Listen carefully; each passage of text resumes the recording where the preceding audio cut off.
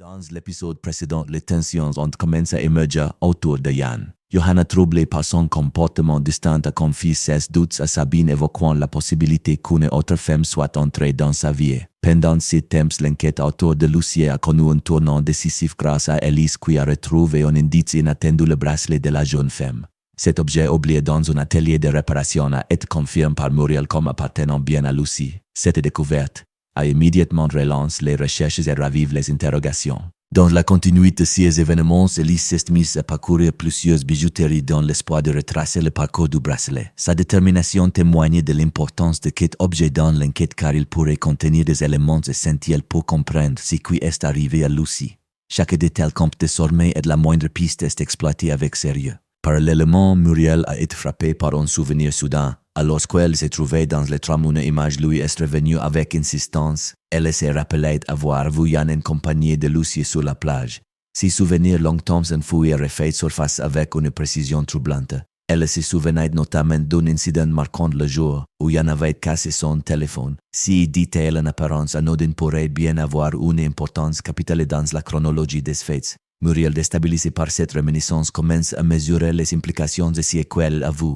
De son côté, Elise a pris l'initiative d'informer Yann de sa découverte. Elle lui a expliqué que le bracelet de Lucie avait été apporté chez un réparateur et que celui-ci avait effectivement été remis en état. Plus surprenante encore, la personne ayant effectué la réparation avait laissé un message sur le répondeur suggérant qu'un échange avait eu lieu après l'intervention. Ce nouvel élément renforce l'idée que quelqu'un d'autre pourrait être impliqué dans cette affaire. Déterminée à aller jusqu'au bout, Elise s'est rendue directement à la boutique concernée. Yann, manifestement désireux de rester proche de cette piste, propose de l'accompagner.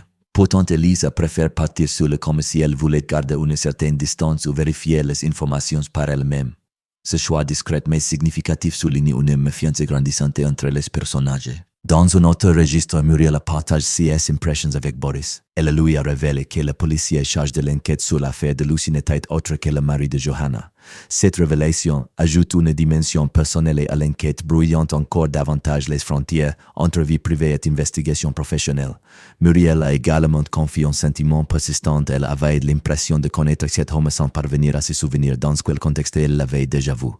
Cette sensation d'inachevé la perturbe profondément et alimente sa frustration. À mesure que les souvenirs ressurgissent et que les indices s'accumulent, les liens entre les personnages deviennent de plus en plus complexes. Les doutes de Johanna à l'égard de Yann, les découvertes d'Elise et les réminiscences de Muriel semblant converger vers une vérité encore partiellement dissimulée. Chacun avance à sa manière entre certitudes fragiles et interrogations persistantes. L'enquête progresse, mais elle soulève également de nouvelles zones d'ombre. Le bracelet, le réparateur, le souvenir de la plage et le rôle du policier formant désormais un ensemble d'éléments qui restent reliés. Rien n'est encore clairement établi et les motivations de chacun demeurent ambiguës. Ainsi, l'histoire continue de se tisser autour de secrètes coïncidences et de révélations progressives.